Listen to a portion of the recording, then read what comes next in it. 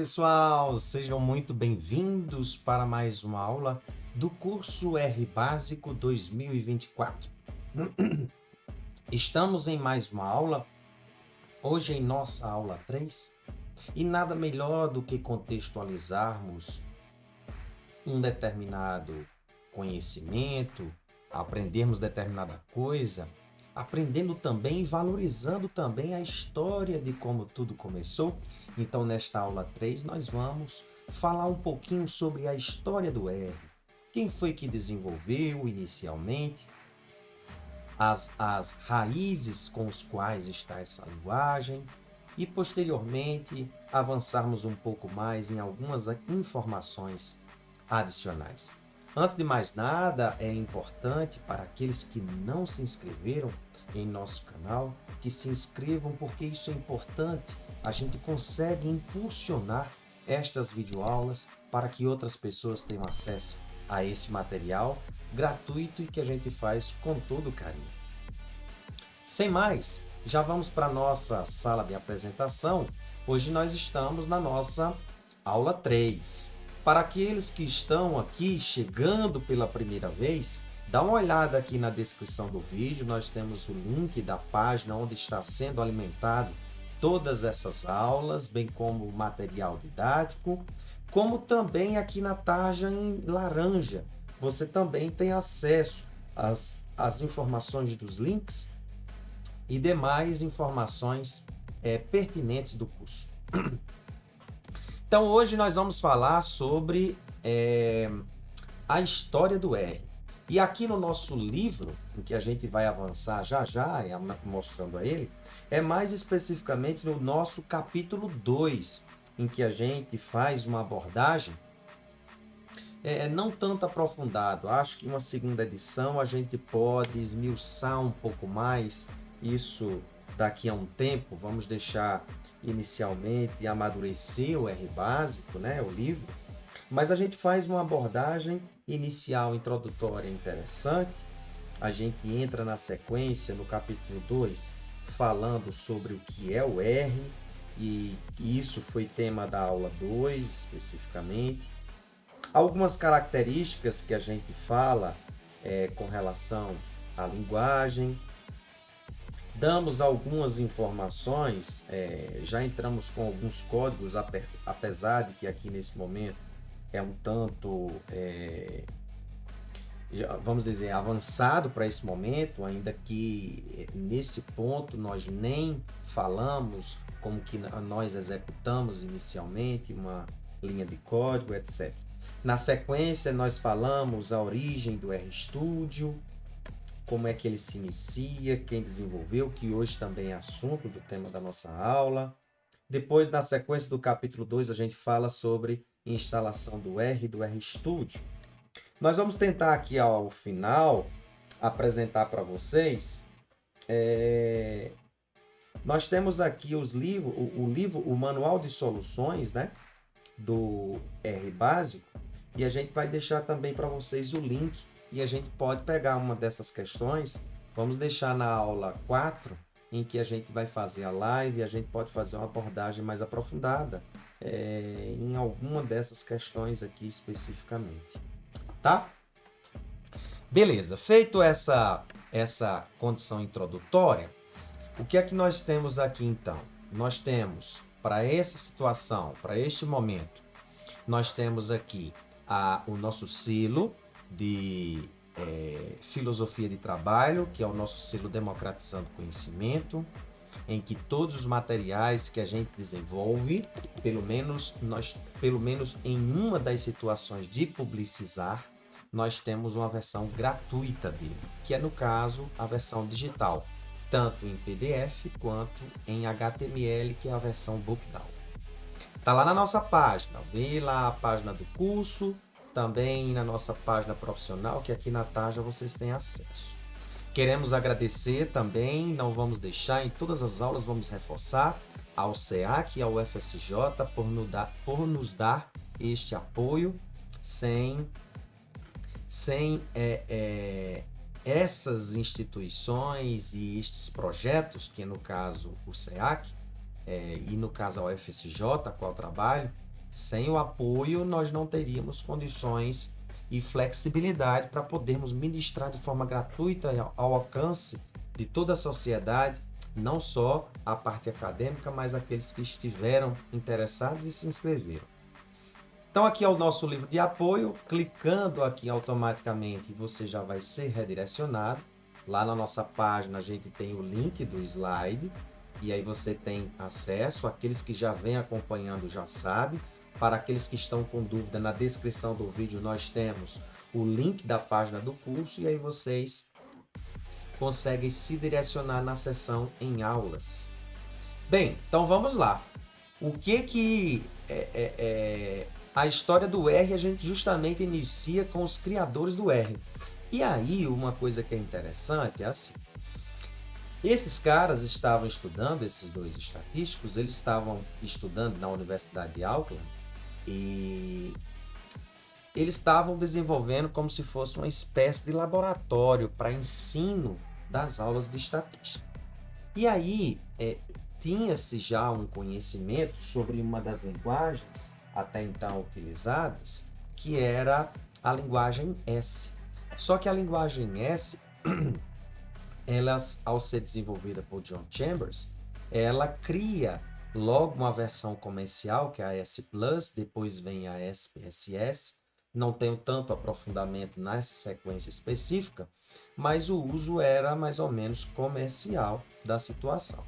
E o que é que eles pensaram? Poxa, queremos desenvolver um laboratório com o qual a gente pudesse dar uma possibilidade em código livre, vamos pensar assim inicialmente, ou nem isso eles pensaram inicialmente. Na realidade, era mais no sentido de ter o apoio de um programa, apesar levando em consideração que na época não tinha tantos programas livres, gratuitos, que pudesse ser ministrado junto das aulas teóricas de estatística. Então, justamente a letra R, ela se dá a linguagem R pelas iniciais dos dois autores, que os dois criadores, que é justamente o Robert Gentleman e o Rossi Haka. Eles eram dois professores da Universidade de Auckland e que desenvolveram a linguagem R com o propósito inicial de ter uma espécie de laboratório, vamos dizer assim, para que pudesse auxiliar as aulas de estatística complementar. E aí, o que é que nós temos aqui? Em 1991, nasce o projeto de criação, juntamente com essas ideias que eu tinha falado para vocês, do desenvolvimento desse laboratório. Então, justamente na Nova Zelândia, os dois desenvolvedores buscaram uma alternativa para a linguagem S. A base da linguagem R, o ferramental estatístico, toda ela veio baseado na linguagem S, que é uma linguagem ainda utilizada hoje. Por exemplo, o SPSS é um software ainda utilizado para justamente para a área das ciências sociais, psicologia, dentre outras áreas, ainda utiliza muito o software SPSS, cuja linguagem é a linguagem S. Então, pensando em buscar uma alternativa, uma vez que as versões que estavam disponíveis da linguagem S eram versões comerciais e eles queriam algo gratuito ou que fosse um desenvolvimento próprio deles lá, eles justamente desenvolveram a linguagem R nesse sentido. Então, baseado na semântica de uma outra linguagem, que é a linguagem Scheme, eu particularmente não me aprofundei tanto nessa condição sintática, isso na segunda edição a gente pode apresentar mais características, mas em 1993, então, o projeto é lançado.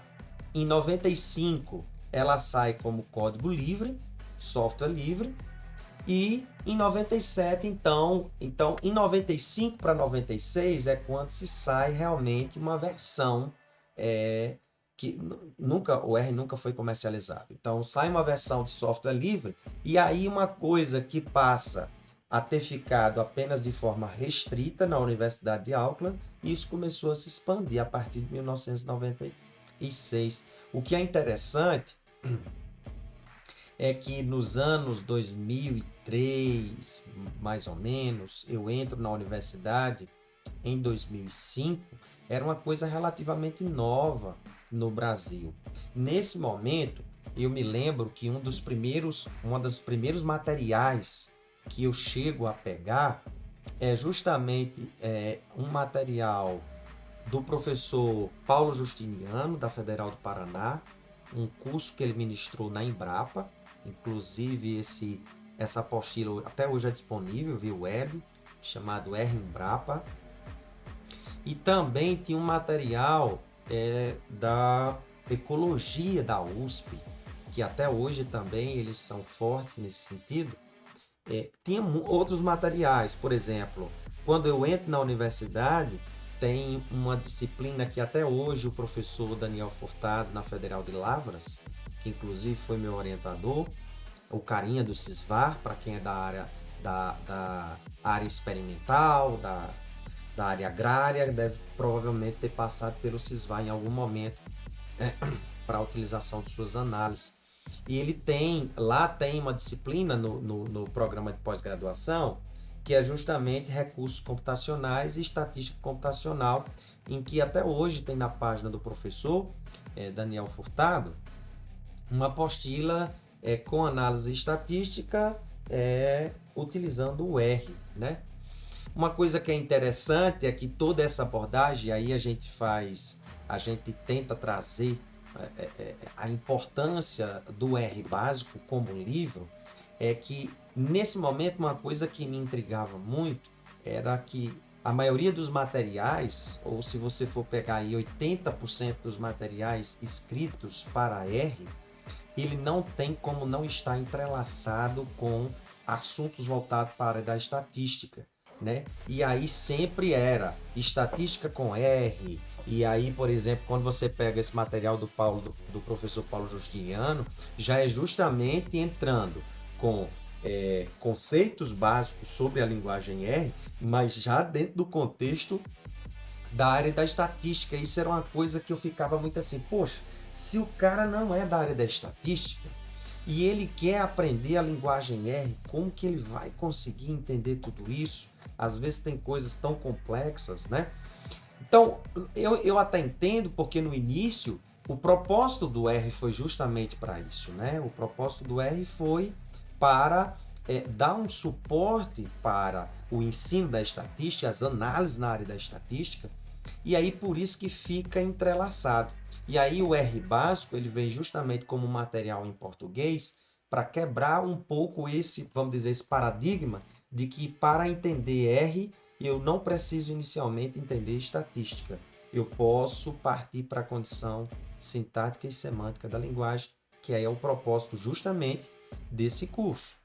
E aí o que acontece? Lembram que eu tinha falado para vocês? O R nas aulas anteriores, eu falei assim, o R tem um alcance gigantesco hoje que não só análise de dados. O R hoje, por exemplo, essa apresentação, ela é feita em R. Quando eu falo em R, não é especificamente na linguagem R. A gente passa por comandos em R, R Markdown, mas o que eu quero dizer é que eu estou utilizando a IDE Studio e basicamente os pacotes de R, da linguagem R, para poder renderizar e ter uma página nesse sentido aqui que não é escrita em linguagem R. É escrita em por exemplo, essa apresentação aqui se usa uma espécie de programinha, vamos dizer assim, que é o Rival.js, que é justamente uma forma escrita em JavaScript para apresentação de slide, para você que quer apresentar um slide, ter recursos como, por exemplo, o quadro branco para você escrever o que você deseja, ou você quer uma interação em que eu tenha o quadro branco, o quadro que possa escrever na apresentação de slide, em que eu possa dar um zoom aqui em determinado momento para que eu possa dar um... Entende? Então tem muita coisa aqui que eu não estou escrevendo basicamente em R, quer dizer, eu escrevo em R e isso renderiza em outros recursos. Então veja o alcance que está nesse sentido hoje a linguagem R. E aí o que acontece? Quando a gente está lá no R, na aula anterior nós falamos da seção lá em pacotes e a gente vai digitar o nome de um pacote. O nome desse pacote e toda essa estrutura hoje, ela é mantida pelo que a gente chama de um grupo de pesquisadores voluntários, que é o que a gente chama do R Core Team. Hoje nós temos aqui, não sei como é que está na versão hoje, né? Mas lá no capítulo estava em torno, eu acho que de uns 20 e poucos. Então, aqui hoje nós temos em 20 de dezembro em 20 de setembro de 22, tinha exatamente 20 membros, em que nós temos aqui, por exemplo, membros clássicos como o Brian Ripley, onde a base interna de quase todos os códigos C foram desenvolvidas por ele. Nós temos o Paul Murrell, que os pacotes voltados para a área gráfica foram todos desenvolvidos por ele. Bem, nós temos diversos outros aqui que têm importâncias gigantescas. Então, veja que tudo isso acontece dentro do R graças ao R Core Team. E aí, o que é que eles perceberam? Perceberam que esse software estava ganhando uma dimensão tal que eles precisavam de um grupo de mantenedores para ir atualizando essas versões. E aí, em 97, é criado o R Core Team. Uma coisa que é interessante, então, na sequência que nós vamos perceber, vai ser justamente aonde esses pacotes ficam disponíveis hoje, que é justamente uma rede de arquivos onde estão as coisas do R, que é o que a gente chama de CRAN. Então, em 97 de 23, foi criado o CRAN, onde toda a estrutura do R, bem como os pacotes desenvolvidos por toda a comunidade científica, era, vamos dizer assim, depositada neste local e isso seria disponível para todos os usuários em R. Hoje nós temos espelhos específicos do CRAN. Então, por exemplo, no Brasil, nós temos os espelhos, que eu me lembro. Tá? Nós temos espelhos na USP, nós temos espelhos na Federal do Paraná. A do Paraná e a da USP é uma das primeiras que nós temos no Brasil. Então, não são todas. Todos os países podem ter pelo menos um espelho. Então, a universidade, uma condição futura que eu quero é ver se a gente consegue também ter um espelho aqui pela UFSJ, também como forma de impulsionar o R e mostrar que a gente também está fazendo algum certo de trabalho, contribuição para essa linguagem. E aí, então, em 97, surgiu o CRAN e aí oficialmente o R é lançado. E aí suas versões vão sendo lançadas. Hoje nós estamos na versão 4.4, alguma coisa. Uma coisa que é interessante é essas numerações, ela tem uma importância interessante, por isso para quem desenvolve pacote, lá no nosso curso de pacotes a gente faz justamente uma explicação sobre a versão do seu pacote e a versão do R, tentando mostrar que cada alteração que nós temos no primeiro dígito, segundo dígito, terceiro dígito, são alterações significativas ou correções de bugs, então você consegue com a versão entender um pouco disso. O que mais que nós temos? Então, em 97 é justamente lançado, né? Em 23 de abril o CRAN e aí oficialmente o R é lançado. Bem, e aí uma coisa que eu não poderia deixar de falar é assim que eu fiquei muito fã desse cara, inclusive eu sugiro para vocês a leitura do livro do John Chambers, que é justamente esse carinha aqui, ó, foi um dos caras que desenvolveu a linguagem S, né? É que ele também define os 3 princípios que tem no R. Inclusive, até um certo tempo, ele foi do grupo R Core Team. Não sei como é que está hoje. Acho que não. Acho que hoje ele não está mais. Mas ainda está na ativa, tá? Apesar, deve estar aí entre seus 70 e 80 anos, já creio. Ou até mais, não sei especificamente. Mas enfim. Esse cara tem total importância, sim, no desenvolvimento da linguagem R, nesse sentido. E durante o desenvolvimento do R básico, eu mandei e-mail para diversas pessoas. Por incrível que pareça, algumas delas aqui no Brasil, porque eu queria citá-los devido à condição histórica, e alguns para fora do Brasil. Pasmem, um cara que assim tem uma referência como ele, que é o John Chambers, o único que me respondeu em tempo real, assim, praticamente em menos de um dia, eu acho que no mesmo dia, me deu de bate-pronto a resposta de autorização para que eu pudesse usar essa imagem para colocá-lo, referenciá-lo no livro, como a condição histórica da sua importância dentro da linguagem R, né? E aí, ao pedir o e-mail pedindo direito de uso dessa foto, uma vez que está lá na página dele, ele simplesmente me responde: com certeza, fique à vontade para usar a foto e os melhores votos de sucesso para o seu livro. Isso eu fiquei muito extasiado e verificando que estava no caminho certo do desenvolvimento, da criação desse material em português, uma vez que achava que faltava materiais em R em português dessa forma, para que a gente aumentasse como um leque de mais uma referência disponível para quem quisesse estudar a linguagem. E aí vem o criador da linguagem S, queria fazer pelo menos essa menção, e que a gente pelo menos visualizasse o rosto dele, né? Eu acho que isso é importante na condição histórica para a gente ver de onde é que está vindo as raízes das coisas.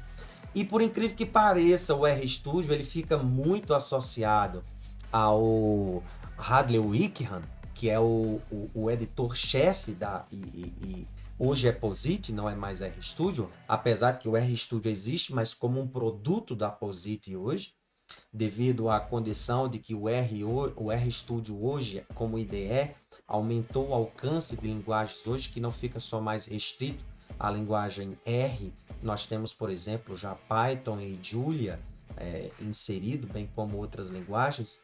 Mas o fundador, o criador do RStudio é o J.J. Allera. É esse carinha aqui, ó.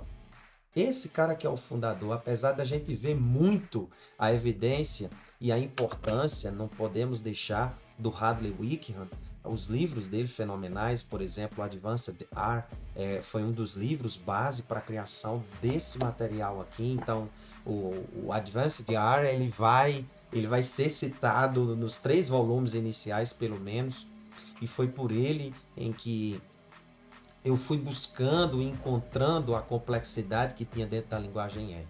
Mas esse engenheiro de computação, esse cara aqui é fenomenal e foi o primeiro, quer dizer, foi o desenvolvedor do RStudio inicialmente. O ferramental que foi surgindo posterior, veio uma galera aí que hoje é a POSIT, que realmente eu creio que é um divisor de águas. O RStudio, o R com o RStudio e o R sem o RStudio. Apesar de que assim, a ferramenta continua a mesma, mas a forma, a acessibilidade como a gente se comunica com o R hoje, usando o RStudio, é uma coisa extraordinária. Então esse aqui é o J.J. Allera, né? E aí uma coisa bem interessante que está lá no livro do Chambers, e aí eu recomendo para vocês, que é justamente o livro R Extended, né? Então, é onde ele faz as minúcias que nós temos no submundo do R, é onde ele faz a citação dos 3 princípios que justamente a gente tem no nosso livro, que é o princípio do objeto, o princípio da função, o princípio da interface, é justamente citado desse livro. Quem puder adquirir esse livro, adquira, porque é um livro fantástico. Acabei de adquiri-lo e assim, fenomenal. Estou lendo a todo vapor.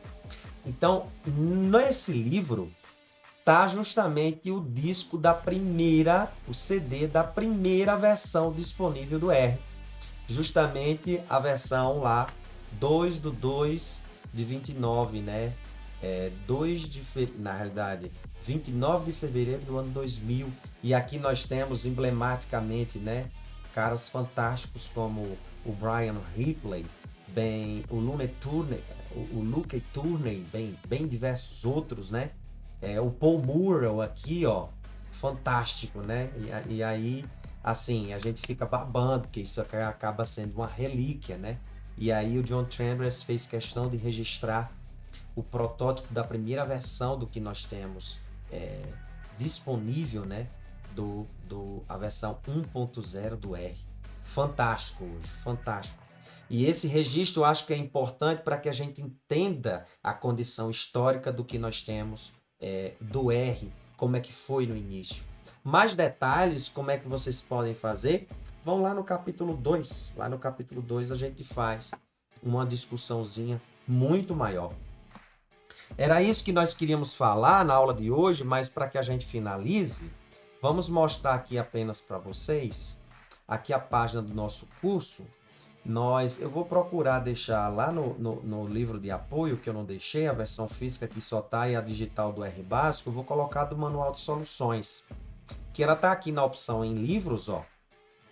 E nós podemos vir aqui na opção em livros, no Manual de Soluções, aqui no Bookdown, e a gente consegue vir aqui na história do R. O que é que nós temos de questões aqui que a gente pode? Então, aqui, as soluções do jeito que está, elas simplesmente têm algumas... A escrita do que está aqui não está ainda de acordo com o que está no Manual de Soluções. Está simplesmente o que foi escrito no R básico. E aí a gente está alimentando a todo momento para que a versão física fique disponível. E aí, justamente para aqueles que adquiriram a versão física, vai ter um sorteio do Manual de Soluções, justamente do R básico, e a versão física desse livro aqui que está em forma digital. Então, uma coisa que é interessante, pesquisa, a gente ficou falando apenas do RStudio, mas a gente fica dando aqui opções de, por exemplo, vocês buscarem por outras IDEs. Tem gente que não usa o RStudio, aí é questão de gosto, a gente não pode forçar ninguém a nada, né? Então aqui nós temos algumas questões, e uma coisa que é interessante, que eu acho que, por exemplo, aqui nós já temos alguma questão aprofundada, como, por exemplo, uma das características, nós acabamos não comentando, mas, por exemplo, uma das características que existe na linguagem R, que não existe na linguagem lá nativa, a linguagem S, é justamente a característica do escopo léxico. O que é que vem a ser o escopo léxico? O escopo léxico é justamente a forma de como as funções procuram pelos objetos. Então, o que é que acontece? Tem algumas linguagens, como por exemplo, vamos botar aí a linguagem C, em que quando você define uma determinada variável, por exemplo, dentro do corpo de uma função, você não consegue conversar com variáveis que estão fora desse corpo da função. Ou, por exemplo, a não ser que você tenha definido uma variável que a gente chama global, que ela tem acesso a todo o escopo, quer dizer, qualquer coisa que você fizer em todo o escopo, seja criação de funções, e lá dentro do corpo da função de uma função, se você chamar essas variáveis globais, elas serão reconhecidas. Caso esta não seja uma variável global, você só tem acesso a variáveis que estão lá no corpo de uma determinada função. E o que é que vem a ser o escopo léxico? É a forma de como as funções procurarão pelos objetos. Isso falando agora em R, porque, por exemplo, na linguagem S, isso não ocorre. Então, por exemplo, se dentro do corpo de uma função nós procurarmos por uma variável que está fora do corpo dessa função, inicialmente a função procurará no corpo dela, na hora que for criado um ambiente de execução justamente dessa função, se procurará por esses nomes. Quando esses nomes não são encontrados, nós vamos buscar em ambientes superiores. E aí o R ele permite com que você consiga definindo um objeto fora do corpo da função com que você possa acessar este objeto. É uma coisa assim que, claro, lhe dá uma flexibilidade muito grande, mas a condição de erro pode acontecer, né? Por exemplo, se você define objetos diferentes de mesmo nome, às vezes você está buscando por um objeto em que inicialmente ele encontra um que não era aquele porque ele tinha nomes iguais. E aí ele acaba encontrando um outro objeto que era de mesmo nome, e aí pode haver bugs ou erros. Então o controle, essa característica de escopo léxico, apesar de ser uma característica interessante, que tem alto potencial, ela também deve ser usada com bastante cautela. E aí nós temos a condição da superatribuição. O que é que vem a ser a superatribuição? A superatribuição, a gente justamente faz a recomendação do livro lá do Código 2.4, nós vamos ter uma aulinha específica com isso, quando a gente for falar de atribuição, e a gente for falar na seção de ambientes, eu vou voltar com mais calma, uma vez que a galera, nesse momento, estou pensando naquele cara que está assistindo o curso e não está ainda ambientado na linguagem. Então, nesse sentido, eu não quero mostrar código para ele de início, para que ele não cause nenhuma aversão de algo tão complexo ainda, que é justamente esse conceito de superatribuição. Mas a ideia é que dentro do corpo de uma função, por exemplo, ou em um determinado escopo, em um determinado, vamos dizer, ambiente com que ocorrem as ligações de nomes, quando eu uso a superatribuição, essa ligação ela é criada num ambiente superior ao que está sendo criado esta ligação de um nome a um objeto.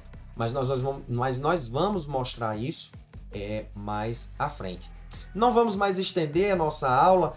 Pedimos que aqui a gente dá algumas orientações de exercícios. Vocês podem, por exemplo, pegar esses exercícios, tentar fazer e levar para nós lá na nossa live, que é sempre às sextas-feiras, e que a gente pode fazer alguma discussão, ir para o script, ir para o código R, que pode ser uma coisa avançada, mas aí sendo pertinente, sendo realmente instigado a responder, a gente tenta facilitar e mostrar o acesso à forma de uma das sugestões de soluções da melhor forma possível. Tranquilo? Sem mais, gostaríamos então de agradecer a todos vocês e lembrem-se que o conhecimento é uma liberdade necessária. Fui!